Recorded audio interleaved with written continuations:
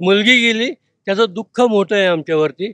आणि स्वतःला वाचवायसाठी आमच्या मुलीवरती आरोप करतात, हे योग्य नाही.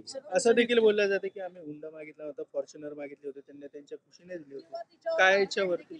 नाही, मी पहिल्या बाईटमध्ये पण सांगितलंय, मी साक्षीदार आहे स्वतः. त्यांनी 51 तोळे सोनं गाडी ही मागून घेतली, हे मागूनच घेतली.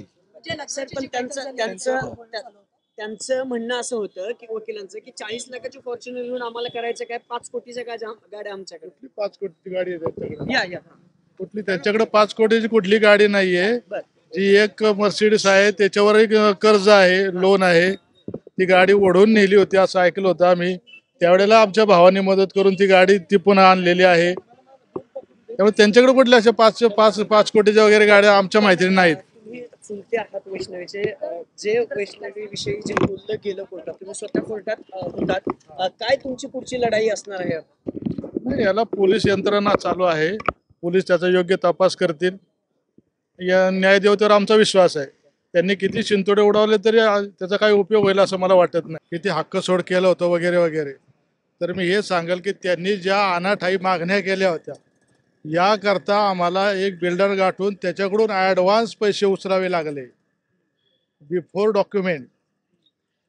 डॉक्युमेंट आम्ही त्यांच्याकडून पैसे उचलले आणि मग त्याच्याकरता आम्हाला आमची जमीन त्याला लिहून द्यावी लागली. यांनी ज्या अनाठाई मागण्या केल्या होत्या, 51 तोळे आणि फॉर्च्युनर गाडी जी 50 लाखाची होती, एवढी आमची ऐपत त्यावेळेला नव्हती. त्यावेळेला आम्ही ॲडव्हान्स पैसे त्या बिचाऱ्याकडून उचलले आणि त्याला म्हणलं तुला आम्ही नंतर जमीन तुला जेवीसाठी देईल. आणि ऑन डॉक्युमेंट तसंच आहे. आम्ही ॲडव्हान्स त्याच्याकडून पैसे घेतले आणि मग आम्ही सर्व चुलत्यांनी मिळून मुलीच्या लग्नासाठी नंतर त्याला डॉक्युमेंट करून दिलेलं आहे. त्यावेळेला यांनी पैसे घेतले नव्हते, अगोदरच पैसे घ्यायला. हक्कसोड नाही केलेलं, नाही, जमिनीचं जेही केलं, पण त्याला आमच्याकडे पैसे नव्हते. ज्यांनी एवढ्या मागण्या केल्या होत्या ना, त्या पुरवण्याकरता पैसे नव्हते. आणि त्यावेळेला मग आम्ही इमिजिएटमध्ये एक बिल्डर पाहिला, जो की हा माणूस होता की बिगर ॲग्रीमेंट करता त्यांनी आम्हाला पैसे दिले.